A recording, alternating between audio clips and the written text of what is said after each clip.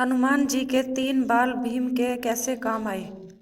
ऋषि पुरुषमृगा ने भी भीम के सामने शर्त रखी कि अगर वे उनसे पहले हस्तिनापुर पहुंच गए तो वे उनका यज्ञ जरूर करेंगे, लेकिन अगर भीम उनके हाथों पकड़े गए तो ऋषि पुरुषमृगा भीम को खा जाएंगे। भीम ने खुद पर भरोसा रखते हुए उनकी बात मान ली। वहीं भीम जब दौड़ने के लिए अपने वस्त्र आदि ठीक करने लगे तो उनका ध्यान हनुमान जी के दिए 3 बालों पर गया, जिनको सहज कर उन्होंने एक वस्त्र में लपेटकर कमर में बांध रखा था। भीम ने तीनों बाल हाथ में लिए और दौड़ना आरंभ कर दिया। ऋषि पुरुषमृगा बहुत तेज दौड़ रहे थे। भीम ने उनकी गति कम करने के लिए हनुमान जी का एक बाल नीचे गिरा दिया। हनुमान जी का एक बाल नीचे गिरते ही वे शिवलिंग में बदल गया। क्योंकि हनुमान जी भी शिव के अवतार माने जाते हैं, ऋषि शिव भक्त थे, इसलिए कुछ देर रुककर शिवलिंग को प्रणाम करने लगे।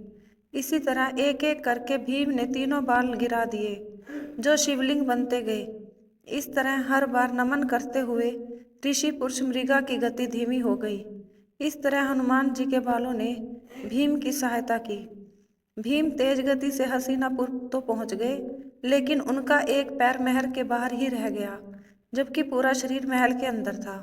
जबकि ऋषि पुरुषमृगा भी उनके साथ ही पहुंचे। ऋषि ने कहा कि वे शर्त के अनुसार अब भीम को खा जाएंगे, लेकिन इसका निर्णय सरल नहीं है, क्योंकि भीम का आधा शरीर हस्तिनापुर महल के बाहर है। और ऐसे में ऋषि पुरुषमृगा ने श्री कृष्ण और धर्मराज युधिष्ठिर से कहा कि वे निर्णय करें कि क्या होना चाहिए। इस पर श्री कृष्ण ने धर्मराज युधिष्ठिर को निर्णय लेने के लिए कहा। युधिष्ठिर ने विनम्रता से हाथ जोड़कर कहा, हे महान ऋषि, भीम का आधा शरीर महल के अंदर है और आधा बाहर। ऐसे में आप चाहे तो भीम के बाहर निकले शरीर यानी पैर को खा सकते हैं।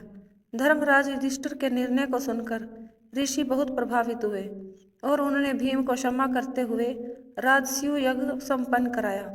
इस तरह हनुमान जी की कृपा से भीम अपने लक्ष्य को पूरा करने में सफल रहे और बजरंगबली ने उनकी रक्षा भी की। दोस्तों, मेरी यह वीडियो देखने के लिए धन्यवाद। जय श्री राम।